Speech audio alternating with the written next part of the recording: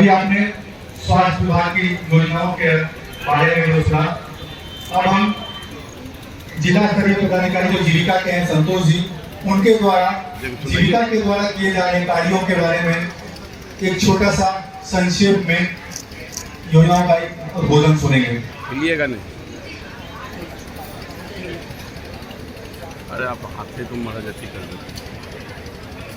जिलाधिकारी महोदय, उप विकास आयुक्त महोदय, पुलिस अधीक्षक महोदय, विभिन्न विभागों के वरिष्ठ पदाधिकारीगण, माननीय जनप्रतिनिधि महोदय, घोसवली एवं घोसवली पंचायत की आदरणीय जनता, जीविका संपोषी समूह की आदरणीय दीदियां, इलेक्ट्रॉनिक एवं प्रिंट मीडिया के सम्मानित बंधु, मैं संतोष उपलब्धियों और गतिविधियों के संदर्भ में एक प्रस्तुति।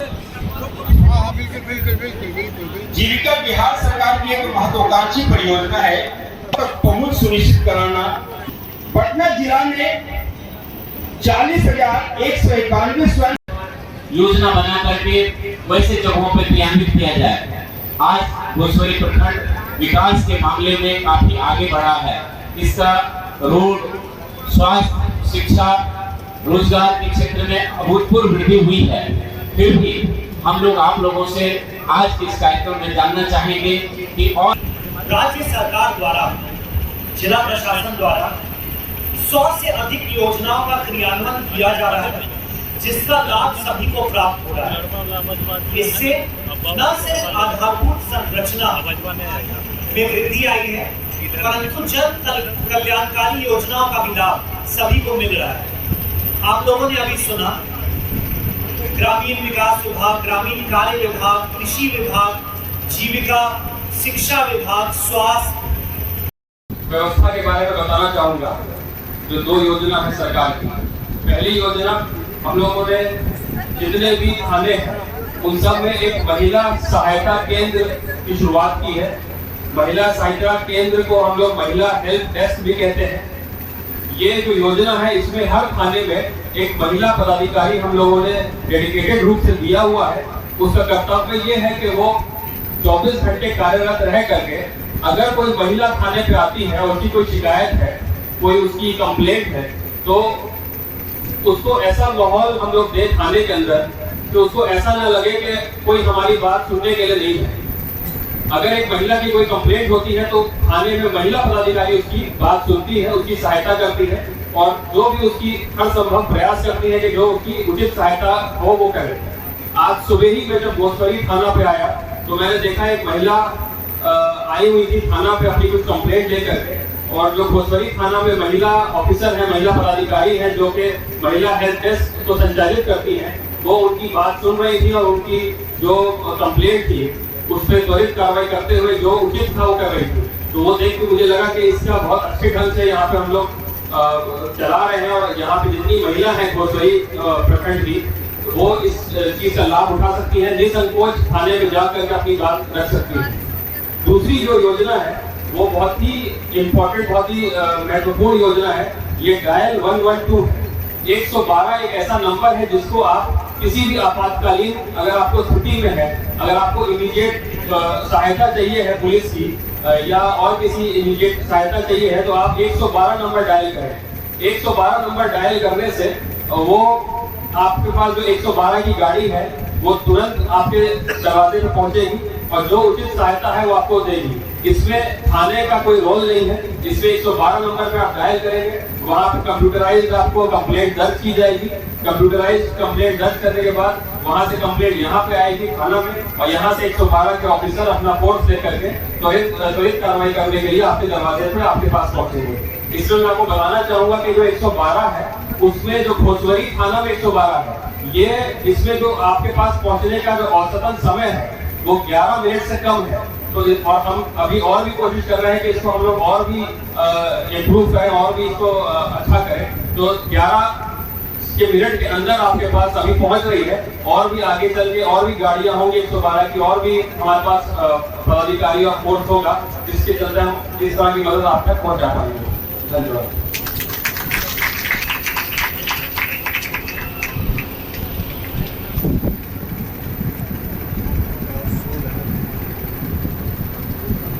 आज के जनसंवाद कार्यक्रम में उपस्थित पुलिस अधीक्षक महोदय, उप विकास आयुक्त महोदय, यहाँ उपस्थित माननीय प्रखंड प्रमुख घोसवली, अनुमंडल पदाधिकारी, जिले से अनुमंडल से प्रखंड से आए हुए सभी पदाधिकारीगण, यहाँ उपस्थित इस पंचायत की माननीय मुखिया जी, यहाँ उपस्थित हमारे सभी माननीय जनप्रतिनिधिगण, घोसवली पंचायत और घोसवली प्रखंड से बड़ी संख्या में आए हुए सभी हमारे बड़े बुजुर्ग भाई बहन, मीडिया के सभी मित्रगण, ये जनसंवाद कार्यक्रम जो हम लोगों ने शुरू किया है सभी प्रखंडों में, उसका मुख्य उद्देश्य यही है कि सरकार द्वारा जो योजनाएं चलाई जा रही हैं उसके बारे में और अधिक जानकारी और जागरूकता फैलाई जाए, लोगों को बताया जाए और उसके क्रियान्वयन में कुछ कठिनाइयां अगर आ रही हैं तो उसके संबंध में भी सुझाव प्राप्त किया जाए, उसमें और सुधार लाया जाए। यही मुख्य उद्देश्य है इस कार्यक्रम का। और आप लोगों से सबके साथ बातचीत करने का एक मौका हम लोगों को मिल रहा है इस कार्यक्रम के माध्यम से। लगभग 1-1.5 घंटे से आपको विभिन्न योजनाओं के बारे में बताया जा रहा है। कुछ यहाँ के जो लाभुक थे वो भी अपना अनुभव शेयर किए हैं, आप लोगों के साथ अपना अनुभव बताए हैं, साझा किए हैं। और अभी हम लोग लगभग 50 से अधिक योजनाएं हैं जिनके बारे में आपसे बातचीत कर रहे हैं और उसके बारे में और अधिक जानकारी आप सभी लोगों को उपलब्ध करा रहे हैं और आपसे एक फीडबैक प्राप्त करना चाह रहे हैं। योजनाएं बहुत हैं, हम सभी लोग जानते हैं। बच्चे के जन्म से लेकर के और उसके बड़े होने तक शिक्षा दीक्षा सभी, और उसके बाद कहिए कि एक तरह से मृत्यु तक के लिए योजनाएं हैं सरकार की। जन्म पर जैसा डीसी साहब बताए, सिविल सर्जन साहब बताए कि अस्पताल में अगर प्रसव होता है, बच्चे का जन्म होता है तो 1400 रुपये वहाँ तो निःशुल्क होना है, फिर 1400 रुपये वहाँ उपलब्ध कराया जाता है। फिर बच्चे को हम देख रहे हैं थोड़ा बड़े होने पर उसका टीकाकरण वगैरह और सब जो होता है बच्चियों का, मुख्यमंत्री कन्या उत्थान योजना है जिसमें की राशि उसको प्रदान की जाती है। फिर आंगनबाड़ी में जाएंगे, वहाँ भी उनकी देखभाल की जाती है, निःशुल्क सुविधा है। विद्यालयों में बच्चे जाएंगे, वहाँ पर बिल्कुल निःशुल्क शिक्षा है। और उसके साथ साथ उनको पोशाक की राशि, छात्रवृत्ति की राशि, बड़े होने पर हायर क्लास में जाने पर 9वीं क्लास दोनों को, और फर्स्ट डिवीजन पास होते हैं, बच्चियां पास होती हैं तो उनको फिर मेधावृत्ति की राशि भी उपलब्ध कराई जाती है। 10,000, 15,000, BA पास करती है 25,000 रुपये और भी बढ़ गया है। इस प्रकार से राशि उपलब्ध कराई जाती है। बाकी वृद्धावस्था में पेंशन, आप सभी लोग अवगत होंगे, पेंशन की सुविधा सबको है। पहले काफी कठिनाई होती थी लेकिन अब आसानी से पेंशन स्वीकृत हो जाती है, उसको आसान बनाया गया है। राशन कार्ड सभी परिवारों को जो पात्र हैं, पहले राशन कार्ड में भी काफी कठिनाई होती थी, उसको भी बहुत आसान बनाया गया है। तो इस प्रकार से विभिन्न प्रकार की योजनाएं संचालित हैं, कल्याण से संबंधित भी, लोगों के विकास से संबंधित भी, क्षेत्र के विकास से संबंधित भी। इसी को हम लोग इसके बारे में और अधिक आप सभी लोगों को जागरूक करने आए हैं। कहीं कोई कमी है आप जानते रहेंगे, जानकारी ही सबसे बड़ी ताकत होती है। आप जानते रहेंगे उसका लाभ जरूर ले लेंगे, यही इसके पीछे उद्देश्य है। और अभी जो कुछ समस्याएं बताई गई हम लोग संज्ञान में आई हैं मानवीय क्षेत्र की, कुछ पर काम हो रहा है, उसको हम लोगों ने नोट किया, उस पर हम लोग काम शुरू करेंगे। और विकास तो हम लोगों का है, ये आप सभी लोग जानते हैं, निरंतर चलने वाली प्रक्रिया लगातार चलता रहता है। कुछ समस्याएं होती हैं, उनका समाधान होता है, फिर कुछ नई चुनौतियां, नई समस्याएं आती हैं, उनमें सभी लोग मिलजुल करके लगते हैं। हम लोग कल्पना करें कि कुछ समय पहले 15-20 साल पहले लगभग बिजली की क्या स्थिति थी गाँव में, 1 घंटे 2 घंटे आती थी, सबके घर में टीवी नहीं, बिजली से लालटेन से हम लोगों को काम सबका चलता था। हम लोगों के भी गाँव में वैसी स्थिति थी।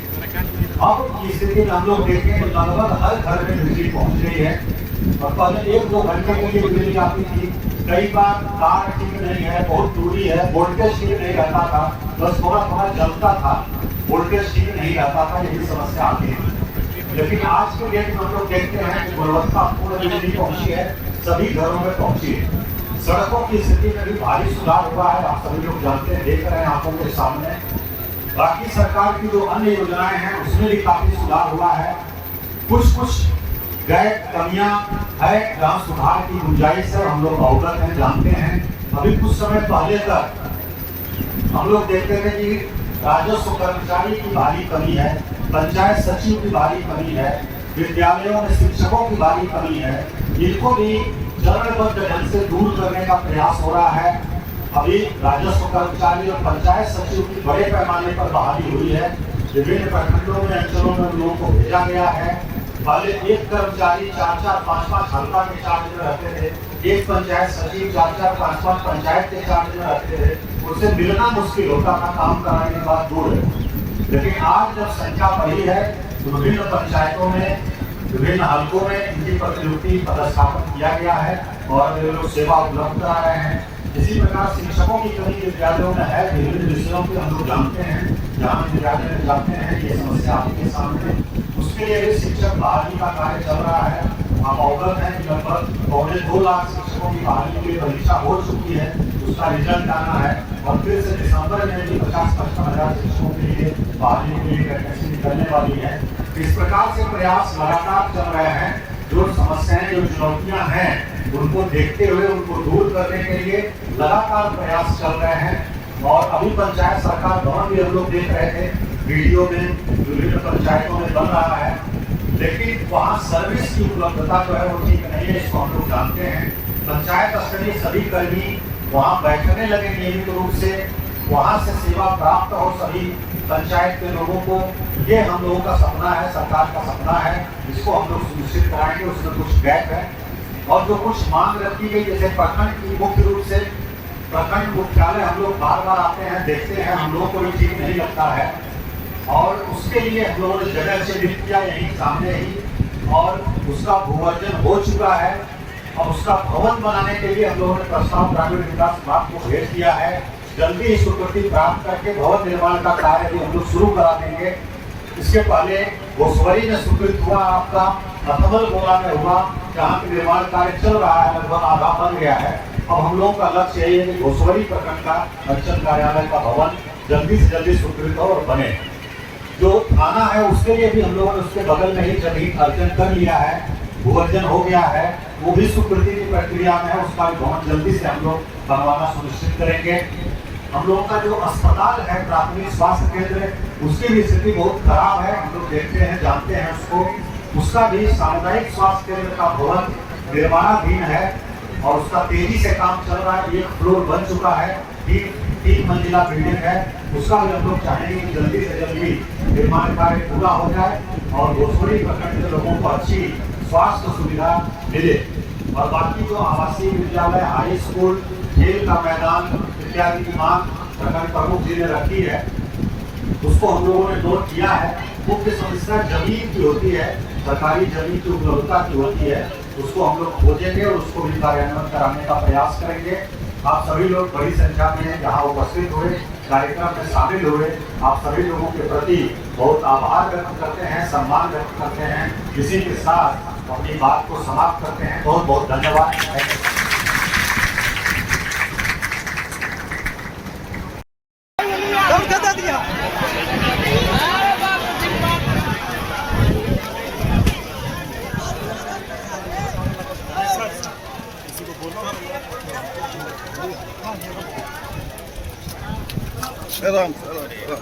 सॉरी, कोई बात नहीं। मुखिया जी, बहुत पिछड़ा क्षेत्र है ये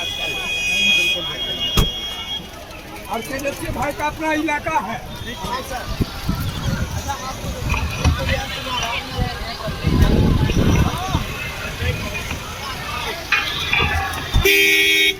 जी नमस्ते सर।